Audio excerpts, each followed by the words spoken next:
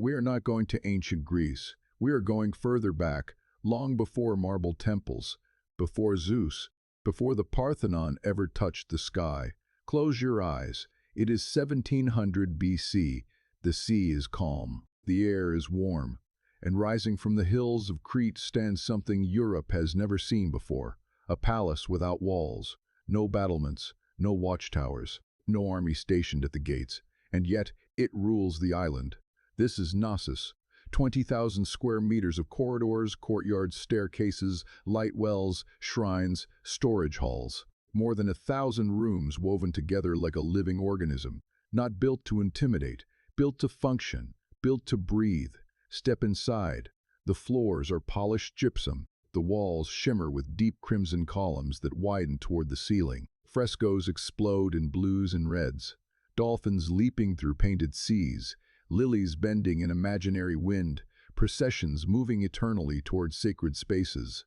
4 stories rise above you. 4 stories descend below. Sunlight pours through vertical shafts engineered to carry brightness deep into the heart of stone.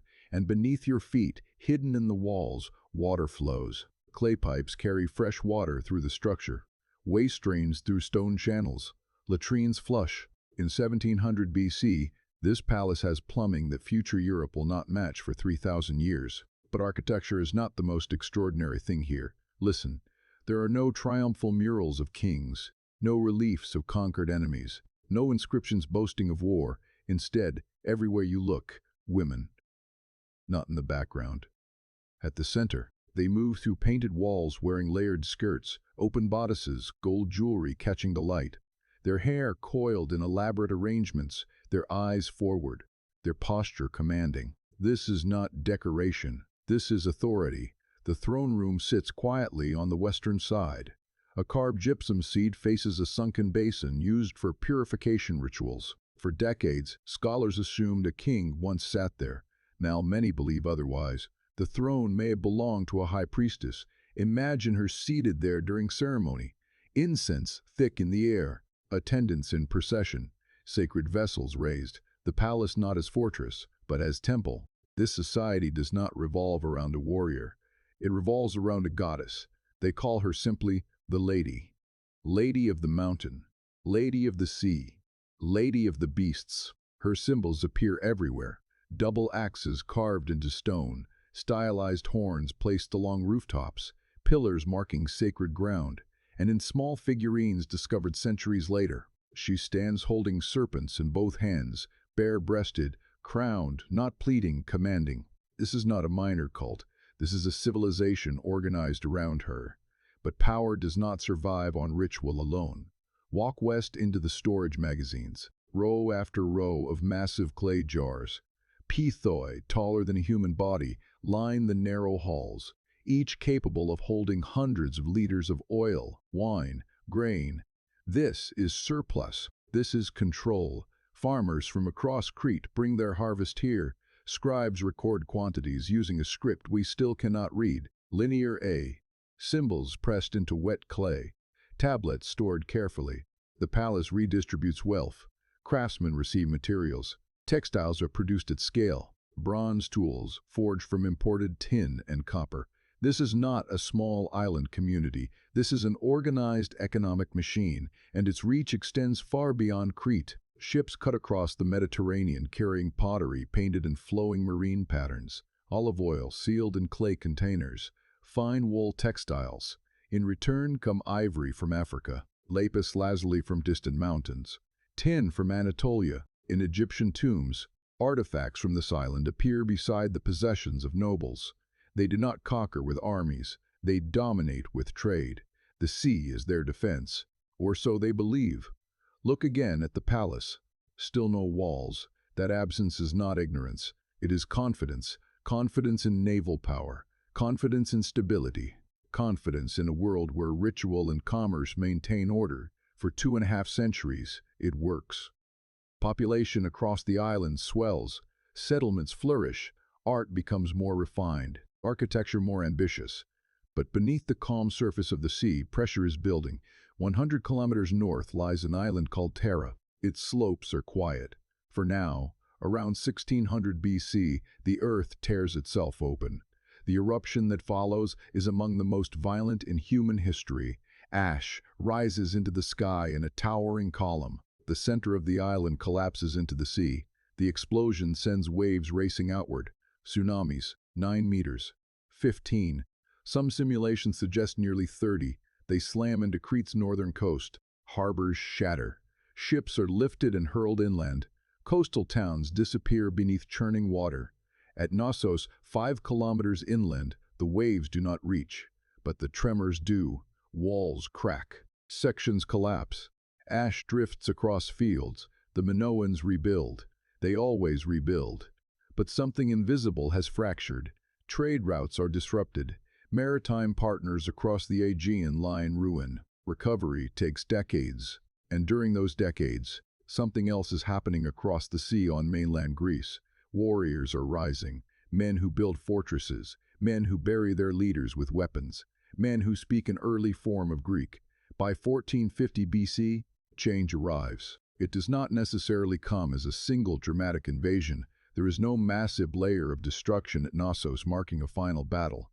Instead, the transformation appears in writing. Linear A disappears. In its place, a modified script emerges, Linear B, and this script can be read. It records names that are unmistakably Greek. It mentions a wanax, a king. Chariot inventories appear. Bronze weapons catalogued. Military personnel assigned. The palace continues to function, but it no longer answers to priestesses alone. Power shifts. The throne room that once held ritual authority may now serve administrative command. Offerings are still made to older deities, but new gods appear beside them. Beside Zeus, cultural fusion unfolds quietly. Frescoes still depict bull leaping. Marine motifs remain, but the social structure has hardened. For 75 years, Knossos operates under this new order. And then, around 1375 BC, fire consumes the palace. The tablets stored in its archives bake in the heat, preserving the final administrative records for millennia. When the flames die, the palace is never rebuilt as it once was. The civilization that trusted in sea power, ritual authority, and unwalled confidence has ended. But the story is not over. It sleeps beneath soil for more than 3,000 years, until 1900. A British archaeologist named Arthur Evans begins excavation at the site. What he uncovers astonishes the world. A vast palace complex, frescoes of stunning sophistication, advanced plumbing, writing systems predating classical Greece by centuries. For decades, the language remains silent. Then, in 1952, Linear B is deciphered. It is Greek, proof that Greek speakers controlled the palace in its final phase. Linear A, however, remains undeciphered to this day. We can walk through their corridors. We can study their art. We can measure their engineering. But we cannot hear their voices, and that silence makes the loss heavier, because what they built was different. A complex society without massive fortifications, a religious system centered on female authority, an economy driven by redistribution rather than conquest. For 500 years, it flourished. Then nature struck. Then power shifted. Then fire closed the chapter. Yet fragments remain in myth. Later Greeks would speak of a labyrinth, of a monstrous minotaur, of youths sent as tribute, of a hero navigating impossible corridors. Perhaps memory distorted reality. Perhaps the labyrinth was simply this palace, not a prison, but a masterpiece. And beneath the ruins, the red columns, the broken frescoes, the baked tablets, the truth waits patiently. Knossos built Europe's first great palace. It trusted the sea. It elevated women to supreme authority. It engineered water through stone. It created beauty without walls. And for a brief moment in human history, it proved that civilization could take another form. Stand in the central court one last time. It is late afternoon. The stone still holds the warmth of the sun. Shadows stretch across the paving slabs where ceremonies once unfolded. Imagine the movement. Processions winding through painted corridors. Musicians striking rhythm. Young athletes preparing to face the bull, not as spectacle but as sacred encounter. The animal charges. Hands grasp its horns. A body vaults over muscle and fury, landing behind it in a blur of faith and training. This is not entertainment, it is communion. The bull is not an enemy. It is power itself, raw, dangerous, necessary. And those who master it do so under the gaze of priestesses who understand that power must be guided, not crushed. This philosophy runs through everything. Look again at the architecture. The palace is not rigidly symmetrical like later Greek temples. It grows organically. Rooms adjust to terrain. Staircases descend into light wells. Private chambers sit beside storage halls, beside shrines. It feels alive.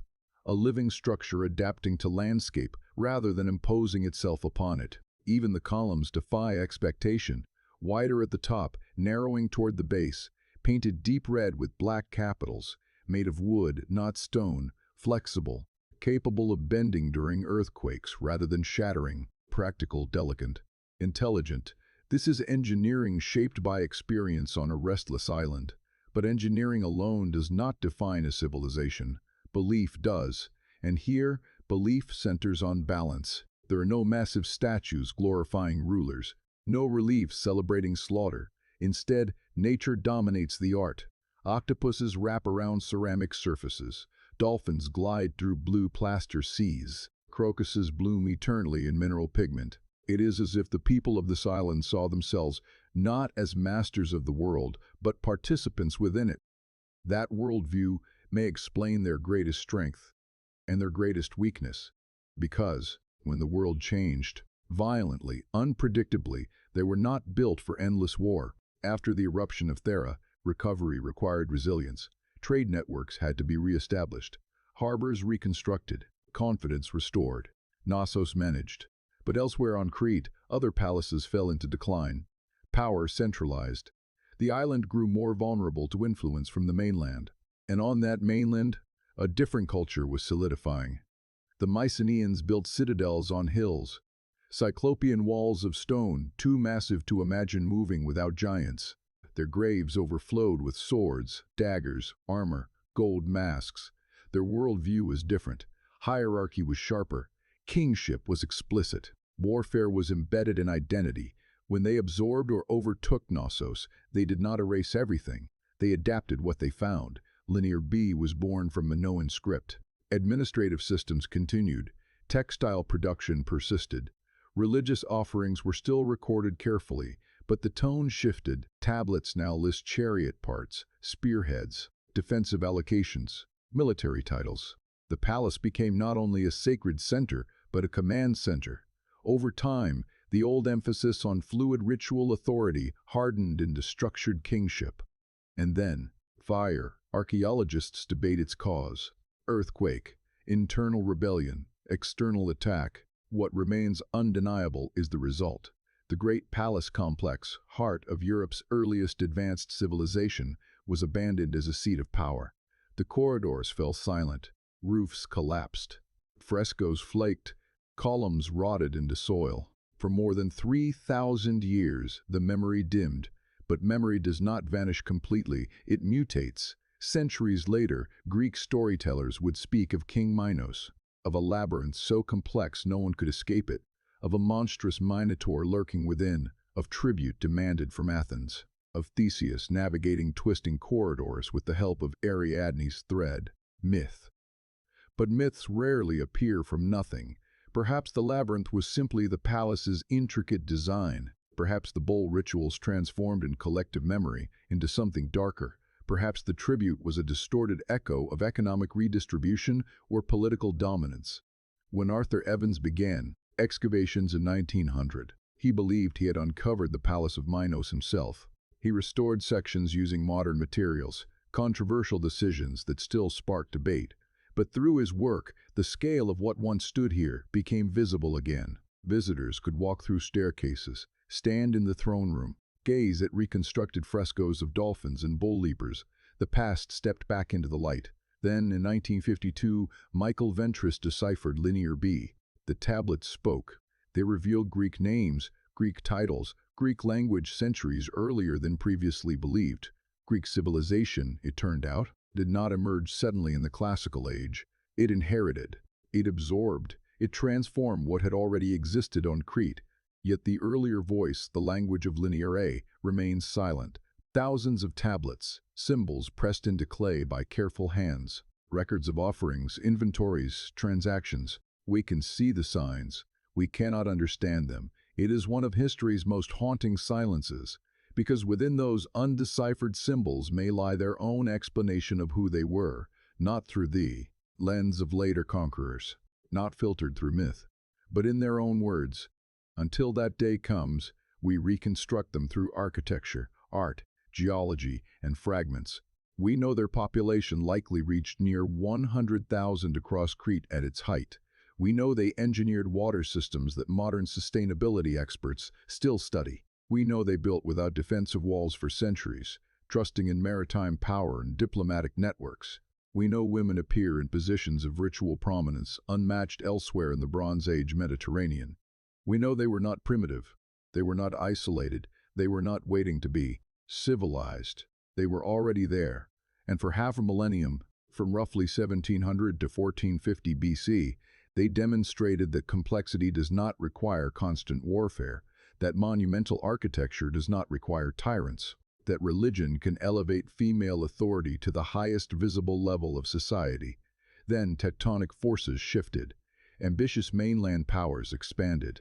Fire closed the chapter. History moved forward. But beneath every later Greek temple, beneath every myth of labyrinth and monster, beneath every classical triumph, there is an older foundation, an island civilization that experimented with a different model of power, a palace without walls, a throne that may not have belonged to a king, a society that painted dolphins on its walls instead of battle scenes. Today, tourists walk through the ruins of Knossos under a Mediterranean sun. They photograph red columns. They climb restored staircases. They listen to guides describe kings and legends. Few realize they are standing in the remains of Europe's first great experiment in urban complexity, an experiment that proves civilization is not a single path. It can rise from trade instead of conquest, from ritual instead of fear, from cooperation instead of fortification. The Minoans did not leave behind epic poems. They did not carve their victories into mountains. They left corridors. They left drainage systems. They left undeciphered tablets and fading frescoes. And sometimes that is more powerful, because it forces us to ask not only how they fell, but what was possible while they stood. In the end, Knossos is not just a ruin, it is a question. What other models of society have risen and vanished before our histories began? What other voices remain trapped in undeciphered script? And if one island in the Bronze Age could build such sophistication without walls, what assumptions about progress are we still carrying unchallenged? The stones remain, the sea still surrounds Crete, and somewhere beneath layers of ash, myth, and time, the first great European civilization continues to whisper, even if we cannot yet translate its words.